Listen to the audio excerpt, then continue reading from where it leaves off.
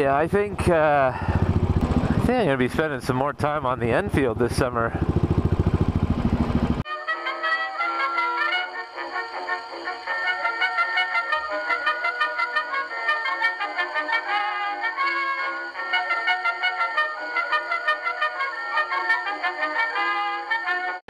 Hey everybody, it's Nick here. I am out on my Royal Enfield Classic 500.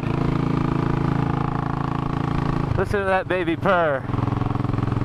It's been a while since I've been out on the Enfield. It's been lockdown. Before lockdown, I went on a motorcycle tour with my buddy Shakedown up to Scotland, and I rode the Triumph and he rode my BMW. Before that, the Triumph Street Cup was pretty new to me, so I was spending some time getting to know it. So the Royal Enfield was not getting the road love that it requires or deserves. I'm taking it out today. It's kind of funny. I love the Royal Enfield Classic 500. It's one of my favorite bikes, and for a while it was the bike that I would grab the keys to despite having more powerful or higher performance bikes available in the fleet. And then it got neglected because my attentions were elsewhere. And being back out on it, I realized this bike is just a peach.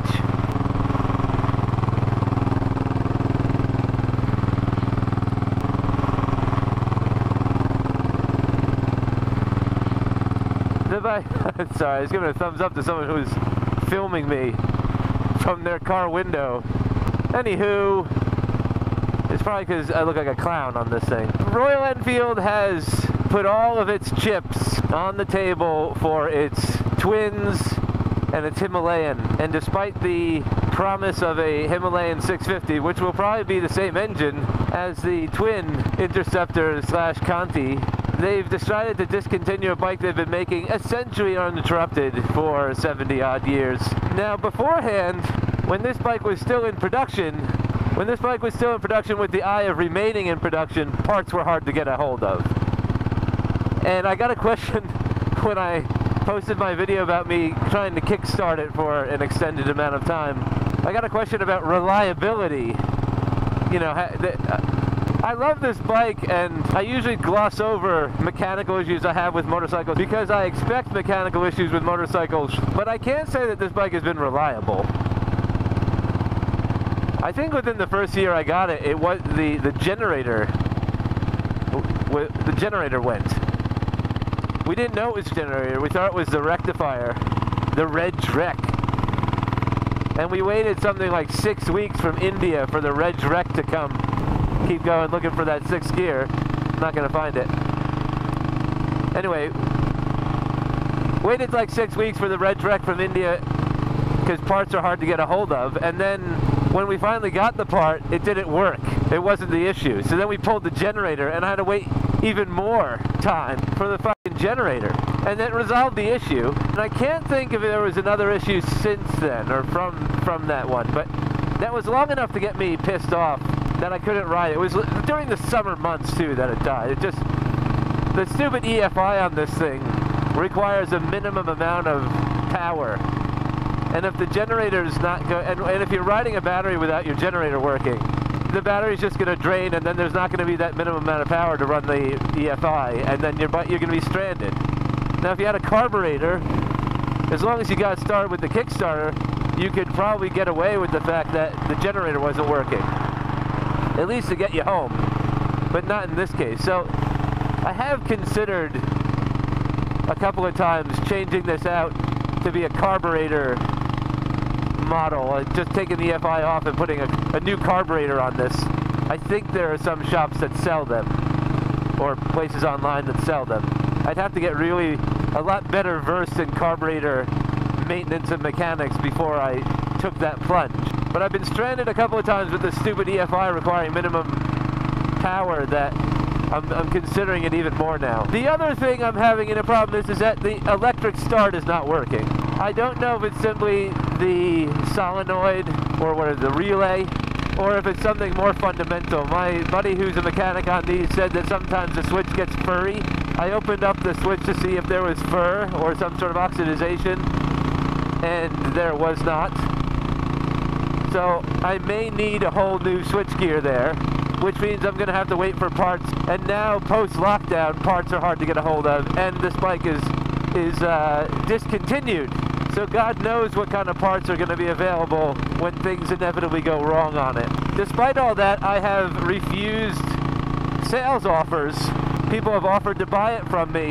Market value, I mean, they're offering market value, which is, I think, about $3 grand. It's got low miles for the age. It's about 4 years old, and I'm only about 2,600 miles on it because of my other bikes in the fleet. But if I wanted to have another Classic 500, it would cost me more to replace it, especially with all the funny things that I've done to this thing, that I think it's just worth keeping. And if I end up getting to the point where I can't find parts for it, or I can't buy a parts bike and capitalize a parts, or cannibalize, I should say, a parts bike to keep this thing running, this thing is pretty enough to have to be some yard art. Just put it on the back deck and keep it covered when I'm not looking at it, and uncover it just to look at it and see how the environment appropriates it. But right now it's running. Luckily this bike has a kickstart. One of the sales pitches, or the selling points that made me buy this bike over other bikes I was looking at the time I purchased this bike, was the kickstart. I had just sold a couple of vintage bikes I had that had kickstarters because of the threat of the ULEZ, the ultra low emission zone, that was threatening to outlaw bikes older than 2006. And this was before shops got wise and started offering certificates proving that bikes were not as pollutant as the mayor of London thinks they are.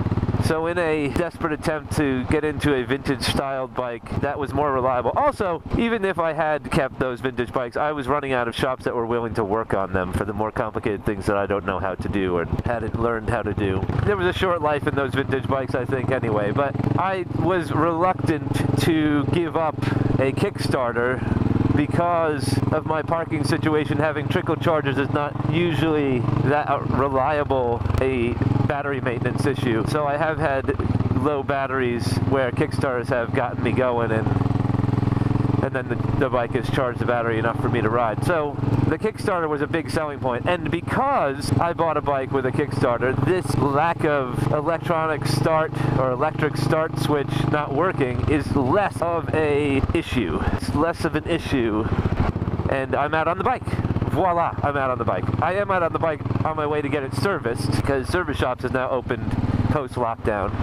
And I'm eager to have this bike, at least to have an oil change. I know when I started it up for the first time, there was a bit of a weeping oil from the filter cap seal, and I don't know what the state of the oil is, it being standing so long, because, you know, condensation forms on the top of oil, and we don't know what the condition. I did put nice fresh 99 octane gas in it. Shakedown's gonna laugh when he's watching this because he thinks octane is a false economy. Despite that, I've put 99 octane just to get some good fresh gas in this thing. And despite it sitting, and despite me having a little electrical issue, I am very pleased with how this thing is performing.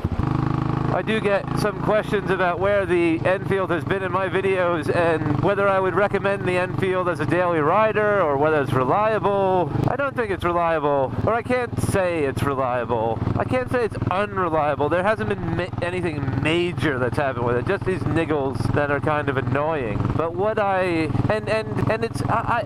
still say it's not a highway motorcycle. A lot of people insist that, you know, they'll do big miles on this bike and they'll ride it forever. I mean, I'll do big miles on the bike, but on roads like this. It's much more entertaining on roads like this.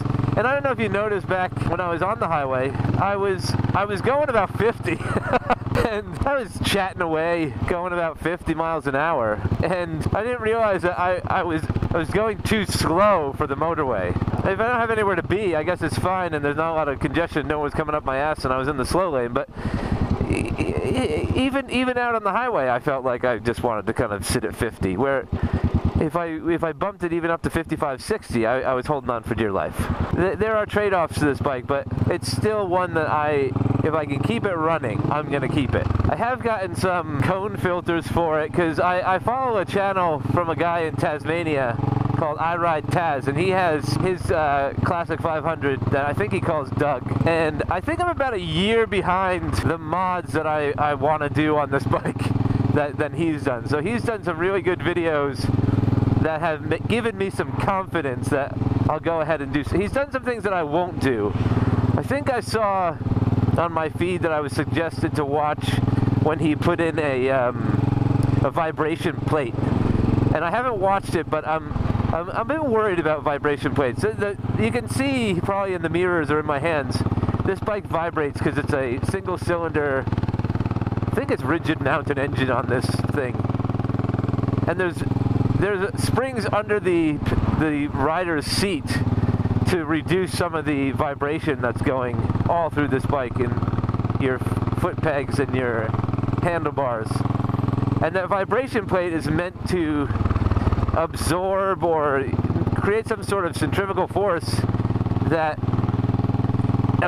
takes in or deviates, or redirects, I should say, the vibrations coming from the engine. And my problem with that, and that's great if rider comfort is the primary thing, but if we're talking about a bike that's reliable, those vibrations are not disappearing. It's not like they're sending them off into space, into a vacuum, you know? They have to go somewhere. And if they're not going out to the extremities, out to the handlebars and the foot pegs and your ass, then where are they going? My fear is that they're going right back into the engine, and it's going to rattle that fucking thing apart. I've already seen a cracked engine casing just from something that flew up onto the road. So it's almost like this stuff is made of pot metal. I don't know. So I would hate to send vibrations to it that it wasn't expecting. But other than that, I'm a fan of iRide Taz, and he's given me some confidence with some of the mods that I think I'm going to do. Miata, 35, 40 miles an hour, and I'm just having the best time. I put a new solo saddle on it with kind of a lower profile saddle on it, and I thought it was going to be uncomfortable because I took the big fat touring saddle off it. It looks great when you're looking at the bike, but it's one of those things like, yeah, it looks great parked, but is it going to be comfortable riding? I'm actually incredibly comfortable on this new seat. Well, I haven't broken down yet. I don't live close to a Royal Enfield dealership. I haven't found a shop locally that's someone I want to frequent. So there's always a risk of buying a bike far away from where you live. Fanny's looking at some Indians, but there's 2 Indian dealerships, or 3 Indian dealerships, kind of equidistant from us, and they're all about an hour and a half to 2 hours away. So, you know, even just for a scheduled service, it's a pretty big commitment, especially if you have to drop the bike off and come back for it. I mean, you drive out, you wait for it, that's a 4-hour ride day. You drive out, you drop it off, you go back, you have to come back and pick it up, that's another 4 hours, that's 8-hour commitment to get your bike serviced. So, you know, I live about 40 minutes from where I bought my Royal Enfield, and when I have a question about whether it's going to get me there, it makes me want to buy a van. But you know, you don't buy a motorcycle because you want to be a van owner. But I'm wondering, I'd be interested to know how many motorcyclists become van owners because of their bike obsession. So if you know, I've been offered market value, and when I was looking to get maybe a trade-in on Fanny's new bike, I was offered $2 grand for it, which is about $1,000 under market value for a Classic 500, even with kind of high miles. So I'm thinking to myself, if I can plunk it under a tarp in the garden, or even just buy it and then part it out and put the parts in a box somewhere in storage, it might be worth finding a good example, like a good non-running example to cannibalize, just so I have kind of a box of parts that I can go to and not have to worry about availability from India or how long it would take or whatever. My problem with the Reg Rec and the generator is that it was right when the twins had come out and no one was buying Classic 500s, and so the shop had a half a dozen, maybe even as many as 10 Classic 500s around, and they weren't being sold because everyone was buying the twins. And I just didn't understand why. I mean, I bought 2 bikes already from the shop, and I didn't understand why they didn't just pull the part off of a stock bike, and then when the new part came in, replace it. It was really quite frustrating. And so now, the fact that they're not going to be ordering new Classic 500s, they're not going to be probably even supporting Classic 500s. It'd probably behoove me to pick up a parts bike and just cannibalize it into a box, a jungle gym or yard art for the kids, or even just pull it down to the frame and see about making an electric Royal Enfield. Haha, that would be fun. But it is a hoot to be back on this bike. I don't know if any of my viewers have noticed, but I did put the stock mirrors back on. I had switched them out for Royal Enfield dabbled or is dabbling in some accessories for their bikes. And I got these matte black, kind of smoked, machined mirrors. And I put it on here.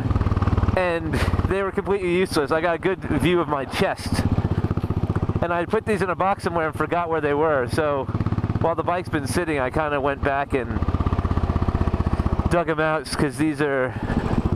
It also goes with the aesthetic. Everyone tries to put these bar end mirrors, these low profile mirrors, or they try to hide the fact that the bike has... Some people take mirrors off altogether. And they try and hide the fact that you need fucking mirrors to ride a motorcycle safely. So I put these back on, and I'm quite happy with them, both in aesthetics and usage. And they're still as vibey as ever. I made a new pen pal friend on Instagram. He sent me a nice message. He's from California. Even though we've never met and we grew up on different sides of the country, it seems we have similar sensibilities in terms of creativity and life philosophies, it seems. And we've been corresponding back and forth, and he's in the market for a motorcycle, and I can't remember if it's his first bike or if he's coming back to biking. And he gave me kind of a list of bikes he was interested in. It was almost like the list of bikes, one I had owned and two that I would dream of owning. So we definitely shared motorcycling sensibilities. And he has a Royal Enfield dealership near him, or so I have come to believe or understand. And he said he really likes the Classic 500, and despite the fact that it's been discontinued, and despite the fact that I've told him I've had some issues on it, I think that may be the bike he's gonna buy. And I would not, and being away from it for a bit, I was kind of cool on the idea. It's kind of like, oh, you sure you want one of those? Maybe reliability, maybe parts, maybe this, maybe that. But now that I'm on it, I definitely, wholeheartedly recommend he buy a Classic 500. This is a bike in the reflection of that window. It's a sexy motorcycle. Sexy motorcycle. That's a sexy motorcycle. The only thing not sexy about it is the guy riding it. Ooh, your Clio just roared. Take that. If you like that video and you want to see more like them, hit like, share, and subscribe.